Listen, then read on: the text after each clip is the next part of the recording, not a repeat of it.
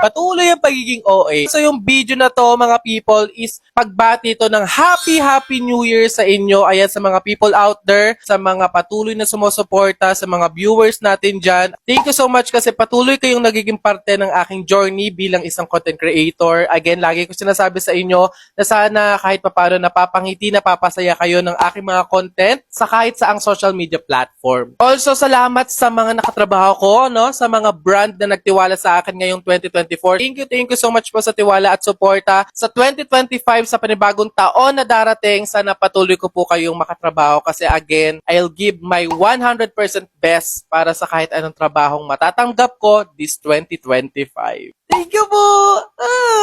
Ngayong iiwan na natin yung 2024. Salamat!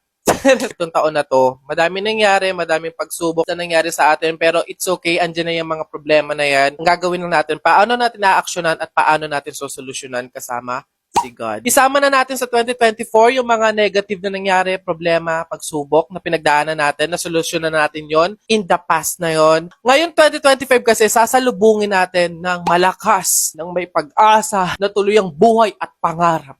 Ganon! Hindi natin alam yung mga mangyayari pero maging ready lang tayo. Ganon tayo mga tao dito sa mundo. Tuloy-tuloy lang. Go with the flow. Wala akong pake kung may pagsubok, may problema. Kahit ano man yan, wala akong pakialam. Lalaban ako. Kung paano tayo naging malakas, naging matatag, lumaban sa mga problema at pagsubok this 2024. Siyempre, mas lalo pa tayong lalaban sa paparating na bagong taon. Huwag na huwag natin kakalimutan na magpasalamat lagi kay God kasi siya talaga ang may gawa ng lahat.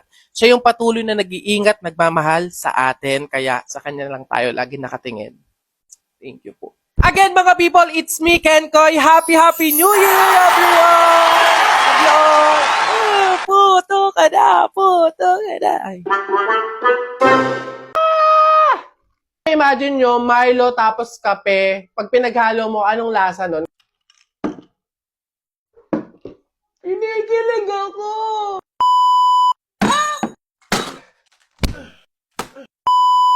Howdy people! Na-miss ko to! Kaya na-miss nyo, no? Alam ko yan. Dami sa inyong nangungulit sa akin. Ang dami nagko-comment na, huy, ano na po yung mga pinaghalo-halo ng mga drinks? Ano na? Kaya yan, susundin ko na. Your wish is command. So, meron na naman tayong bagong paghahaluin. Ito ang Milo plus kape! Imagine nyo, Milo tapos kape. Pag pinaghalo mo, anong lasa nun? Kaya naman talagang napaisip ako, curious ako. Kaya naman gagawin ko siya ngayon. Okay? Let's go! Una, mainit na tubig. Para mabilis matunaw yung Milo tsaka yung kape. Madali natin siyang mapaghalo. Unahin na natin yung Milo. Woo! And mix lang natin yung Milo. Kape naman. Any kape, basta yung punto na mapaghalo nyo yung Milo at kape, yun na yun.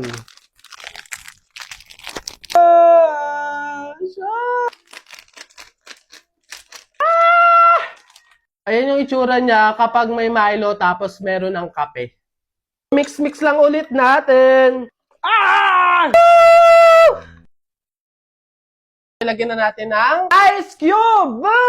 1, 2, 3. Dapat yung madaming yelo para mas malamig, mas masarap siya. Anong itatawag ko dito? Malupe! Woo! Ito ang tinatawag kong Milope. Yung color niya parang masarap naman, di ba? Moment of truth! Taste test!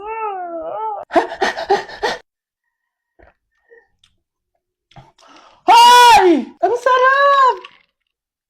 Hoy! Kinikilig ako! Alam niyo yung kape na may tamis? Ang sarap! Ang sarap! Kasi mas lasa mo yung kape eh. Pero yung kape na tinunawan mo ng chocolate, ganun siya. Sarap! Try nyo na din! Milo plus Coke plus ice cream equals... Hindi ko na naman maintindihan. Bakit siya parang suka ng palaka?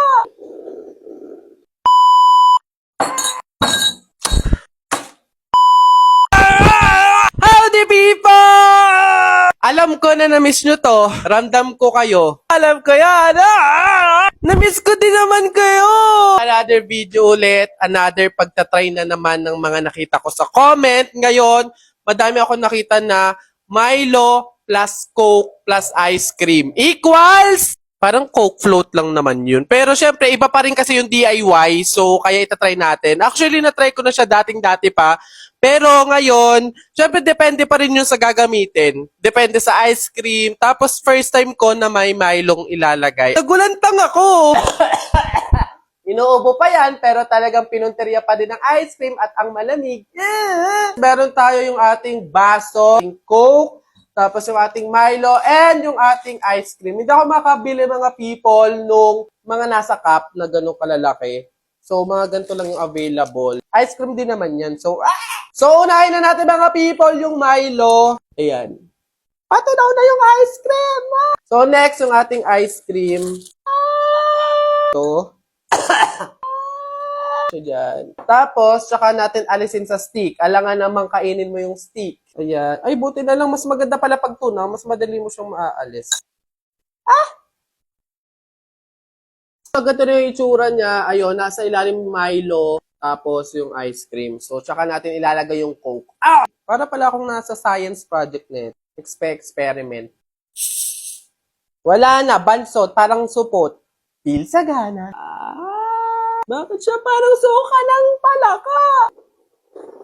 Para ka mga buteting itlog. Ayan siya.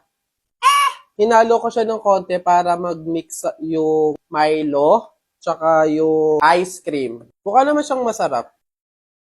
Moment of truth! Taste it!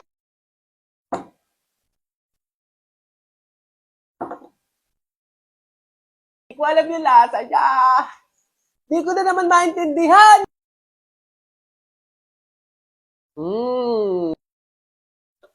Parang nga siyang float. Pero mas masarap kasi yung Milo namumuo. So parang nagiging chocolate din siya na ingredient nung mismong drinks. Sarap pa siya sa float ng mga... Iba lang yung lasa niya. Merong differences. May pagkakaiba lang talaga kasi nga meron siyang Milo. Ako marunong talaga mag-taste. Pero basta try nyo na lang, masarap naman. Sa lahat ng mga na-try ko, na pinatry nyo, mas okay naman to.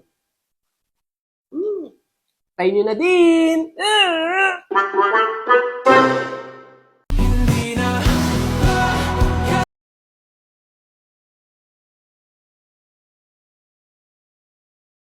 Miss Rufa, totoo po bang wala kayong kinalaman sa nangyaring isyong ito? Yes, Your Honor. I'm so honored, like an honor student. Yes. Okay. Ngayon, sige, sabihin mo kung ano yung kwento mo, ano yung side mo sa nangyaring isyong ito. Okay, Judge, ganito kasi yun. I am as well a victim. So please let me go. Ngayon, meron ba kayong gusto sabihin sa mga sumusuporta sa inyo, sa mga followers ninyo, sa mga fan ninyo? Yes. Hello everyone.